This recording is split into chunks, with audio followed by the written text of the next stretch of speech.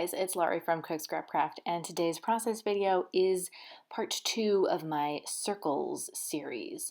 So today, or on the last video, I showed you how to do like a circle that was half on one side and half on the other, something that you could do with any shape.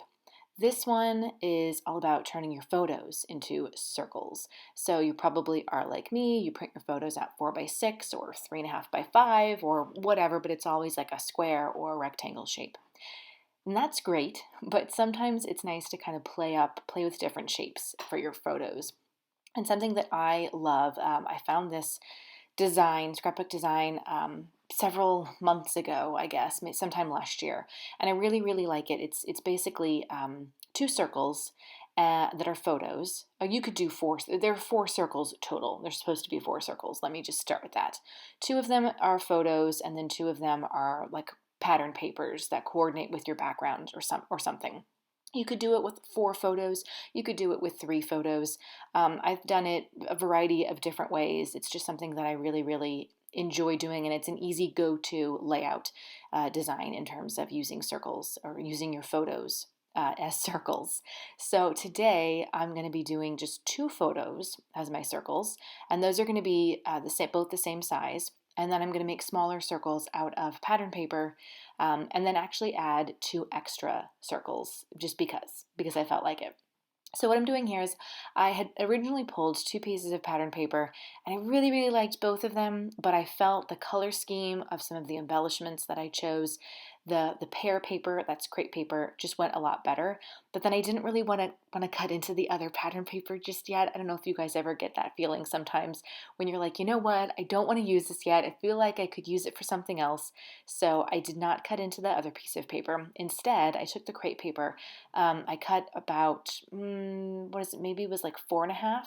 I cut it at 4.5 inches, and then I flipped it and stuck it together with washi tape, which is something that I've seen Chamel do, and it blew my mind when I saw her do that. So I do it quite often now, and that's a great way to use both sides of the paper. So I've got my pear paper on top, and then more of like a grid striped black and white at the bottom, and I've tied it together with just a scrap piece of paper that was like a white and yellow stripe, probably from a branding strip, and then I also added in a floral piece from a branding strip. So got a lot of yellows in this one, some blues.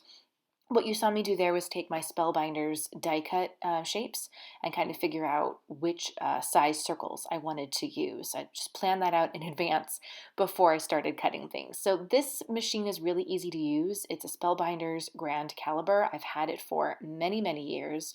Probably haven't used it as much as I could have. I've definitely gotten better about using it in recent years. But when I first got it, I didn't really understand like using shapes and things like that, and using die cuts, but I totally do now. So this is a manual machine. You just run it through. I have a variety of sizes of circles and scallops, and it does work with other metal dies from other manufacturers, which is really, really nice. So there's a base plate. You put the photo and the paper, and then the metal die on top, and then you add the cutting plate on top of that and run it through. It's like making a sandwich, and it's really, really easy. So I did my 2 photos. Now I'm taking elements. Like that element was originally a square shape. It was from Pink Fresh. It was a cut apart. Just because it's a square, it doesn't mean it has to stay a square. So I'm going to cut it in a circle so that I have that little house in the middle, because the photos I'm using are from Thanksgiving, so I'm trying to do like a family home theme with this layout. That's why I chose some of the pieces that I did. So I did a small yellow circle that was just from regular cardstock. I think it was basil. I took a like 3x4 project life card for the journaling and turned that into a circle to fit with the theme. And I'm just going to kind of layer the pieces together. You could do however you want. You could layer them however you want. I preferred to have the photos separated a little bit. You could put them together. It's all up to you. You can have them all be the same size circle. You can do even smaller circles. And then just to kind of like bring the vertical line up a little bit more, I put that yellow that yellow cardstock circle up at the top, and then I have a little die cut from Photo Play of a little teapot down at the bottom. So it was a circle. I didn't have to cut it out or anything. It just came that way. So here now I am just trying to figure out the placement for all of my embellishments. I know the family time is going to be like my main title. That was from American Crafts. And then I have something that says Every Moment Matters in yellow, and that's Amy Tangerine, Late Afternoon. So I really like this collection of random pattern papers and embellishments. I just love the way it all comes together. And I pulled a lot of stuff. I'm not going to use it all, but I do like the way that I ended up using it. And something, unfortunately, I love that yellow fringe, and apparently my camera wasn't recording as I put it down, but I stapled it.